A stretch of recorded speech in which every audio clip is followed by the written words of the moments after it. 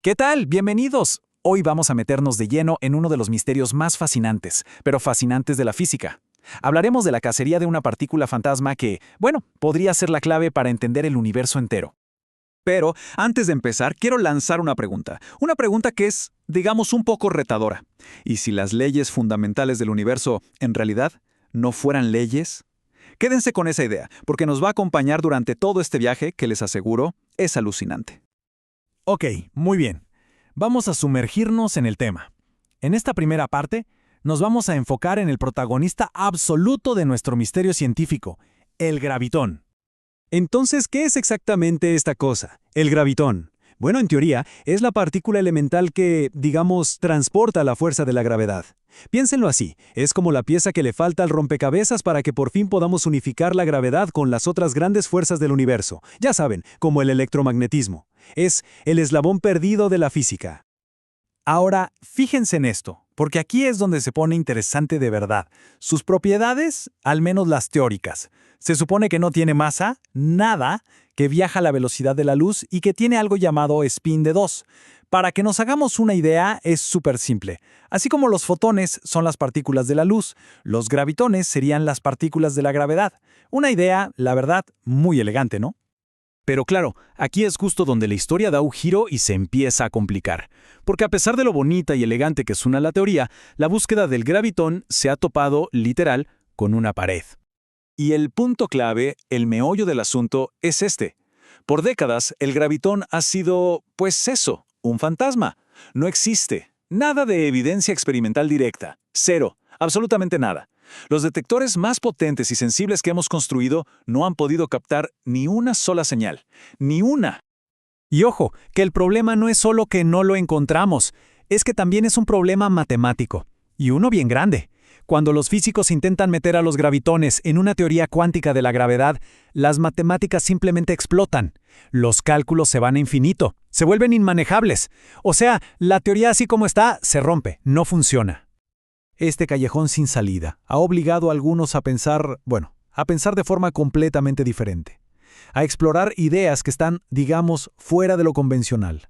Y una de esas ideas es la que se conoce como la teoría de la abeja. Propone algo totalmente distinto. Miren, a la izquierda tenemos la idea de siempre. La gravedad es una partícula, el gravitón, que viaja de un lado a otro. Pero a la derecha tenemos esta otra visión. La gravedad no necesita una partícula para nada. Es más bien una propiedad, como una onda, algo intrínseco al tejido del espacio-tiempo, como si el universo mismo estuviera vibrando. Vale, vamos a seguir por este camino, por este pensamiento más radical. Ahora vamos a una perspectiva que ya no solo cuestiona al gravitón, sino la naturaleza misma de lo que llamamos leyes físicas. A ver, pensemos en esto. ¿Y si el error de base es estar buscando una sola explicación? ¿Y si las leyes que gobiernan todo en realidad se parecen más a un software? Esta es la idea central de una filosofía bastante particular llamada genomasianos, que básicamente propone que la realidad, en su nivel más fundamental, es programable. Y esta tabla lo resume perfecto. Es un cambio de paradigma total. Por un lado, la visión clásica. El universo tiene leyes fijas, de piedra, y nosotros solo estamos aquí para observarlas. Pero la nueva visión propone algo diferente, que el universo funciona con herramientas, como si fueran módulos funcionales. ¿Qué quiere decir esto? Que en lugar de ser simples espectadores de un show con reglas que no podemos cambiar, quizás seamos participantes activos, usuarios que interactúan con los programas de la realidad. Vamos a ver la primera herramienta. Dentro de esta forma de pensar, la gravedad deja de ser esa fuerza intocable y misteriosa. Pasa a ser la herramienta de cohesión estructural. O sea, es un módulo, un programa cuya función es asegurarse de que la materia, que se mantenga junta. Y aquí viene lo increíble. Un agujero negro, por ejemplo, ya no sería una consecuencia inevitable de la gravedad, sino más bien una corrupción de datos en ese módulo. Es una idea muy especulativa, claro, pero sugiere que algo así, en teoría, podría incluso repararse. Luego tenemos el tiempo. Y aquí lo describen como la herramienta maestra de implementación narrativa. ¡Qué nombre!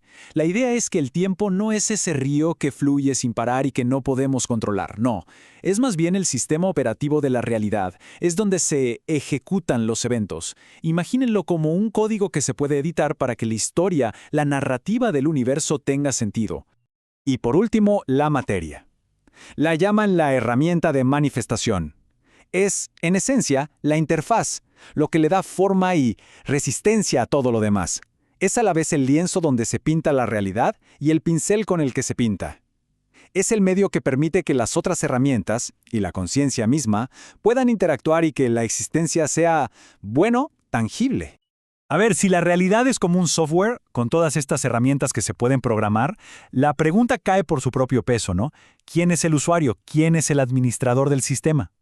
Y aquí es donde entra un concepto denso, la voluntad implementadora, que se define como una conciencia universal, activa, que es la que implementa, mantiene y administra las reglas del sistema. Pero, cuidado, no hay que pensar en esto como un dios o una entidad externa.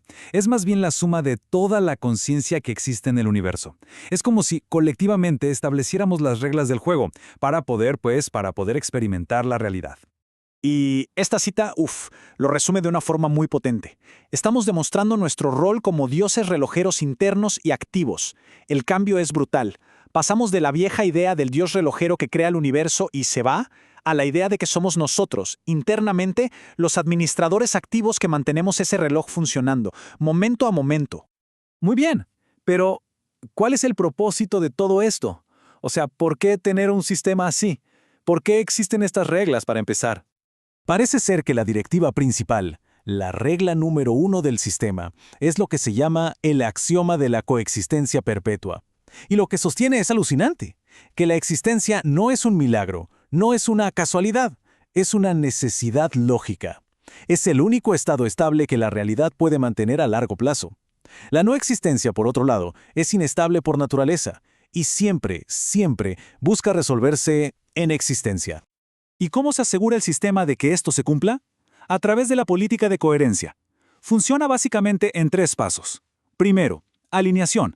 Si un agente de conciencia está alineado con el objetivo de existir, reciba el apoyo del sistema. Segundo, desalineación. Si un agente va en contra de ese objetivo, se convierte en datos incoherentes. Y tercero, resolución. El sistema le retira el apoyo y esos datos simplemente se disuelven o se reabsorben para que el sistema siga estable. Es como un código que se limpia a sí mismo, eliminando los errores para poder seguir funcionando. Ok, después de todo este viaje tan filosófico casi, vamos a cerrar el círculo. Volvamos a nuestro misterio inicial, a nuestro fantasma, el gravitón. Entonces, con todo esto sobre la mesa, ¿qué pasa con el gravitón? La pregunta ahora tiene un peso completamente diferente, ¿verdad? Porque desde esta nueva perspectiva, buscar el gravitón es como estar buscando un engranaje, una tuerca específica, dentro de una máquina que en realidad funciona con software. A lo mejor el problema es que estamos buscando una pieza mecánica cuando deberíamos estar mirando el código. Tal vez estamos buscando la pieza equivocada en el lugar equivocado y con las herramientas equivocadas. Quizá, y solo quizá, el verdadero misterio no sea encontrar los ladrillos con los que está hecho el universo, sino llegar a entender al arquitecto. Y con esa idea, que nos obliga a cuestionar no solo la física, sino nuestro propio lugar en el cosmos, cerramos este análisis.